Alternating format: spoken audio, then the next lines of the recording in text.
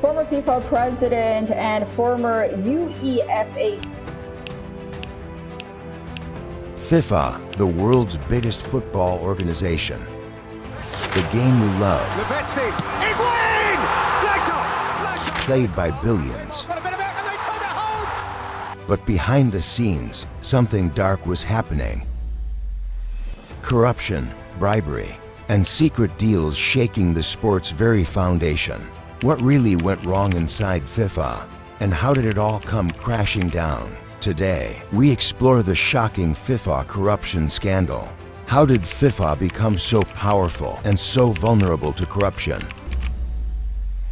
Founded in 1904, FIFA started as a small group, organizing international football matches. Over time, it grew into a global empire. By the 21st century, FIFA controlled the biggest event in sports, the FIFA World Cup. Billions of people watch it, and billions of dollars are made through sponsorships, broadcasting, and ticket sales. With all this money and global influence, FIFA became more than just a sports organization. It became a powerful political and business machine. But as the organization grew, so did the temptation.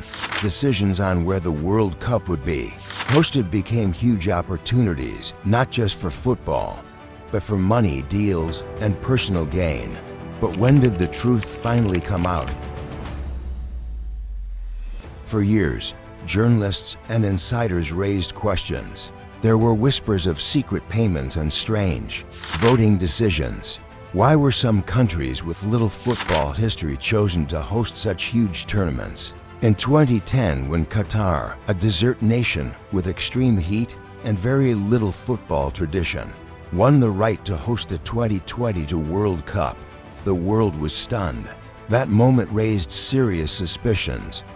But the real storm came in May 2015. In the early morning, Swiss police, working with the FBI, raided a luxury hotel in Zurich. Several top FIFA officials were arrested. They were accused of taking millions in bribes in exchange for media rights, sponsorships, and most shocking, World Cup hosting votes. Who were the key figures involved in this scandal?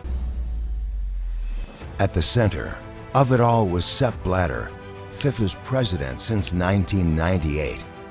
Though he was not arrested that day, the heat was rising. He had ruled FIFA for nearly 2 decades, building it into a money-making machine.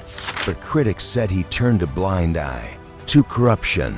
One of the most controversial figures was Jack Warner, former vice president of FIFA and head of CONCACAF, the body that oversees football in North and Central America. He was accused of taking millions in bribes. Then there was Chuck Blazer, a U.S. official who secretly worked with the FBI. He wore a hidden microphone and recorded conversations that helped bring down the House of Cards. In total, over 40 people and entities were charged in what U.S. officials called a World Cup of fraud. How did FIFA try to respond and fix this crisis? After the arrests, FIFA was in chaos. Just days later, Sepp Blatter announced he would resign. The organization promised major reforms, term limits for officials, more transparent bidding for World Cup hosts, and tougher rules against bribery. Gianni Infantino became the new president in 2016, promising a clean start. FIFA also began working more closely with investigators and set up new committees to watch for corruption. But the road to change hasn't been easy. Critics say real reform takes time, and that deep problems can't be solved overnight. What impact did the scandal have on football and its fans? The scandal hit football's image hard. Fans were angry. Sponsors were nervous. Companies like Visa and Coca-Cola demanded FIFA clean up its act.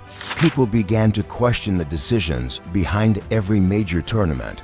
Was it really about football, or was it all about money? Some nations even called for boycotts. But at the same time, fans kept watching. Stadiums stayed full. The World Cup still brought people together. The love for the game never died. Because football belongs to the people, not just to the officials at the top. fact so. What lessons can we learn from FIFA's darkest moment? The FIFA corruption scandal taught us that no one, not even the biggest sports organization in the world, is above the law. Power without accountability leads to abuse, but it also showed that justice is possible, even when the target is global and powerful. The scandal shook FIFA, but it didn't destroy football. The game is still here, played by kids on dusty fields and professionals in packed stadiums. The spirit of football is too strong to be beaten by corruption, and if fans, players, and leaders work together, the game can grow even stronger, cleaner, fairer, and more honest. Thanks for watching. If you want to learn more about football's biggest stories, hit like and subscribe. See you next time.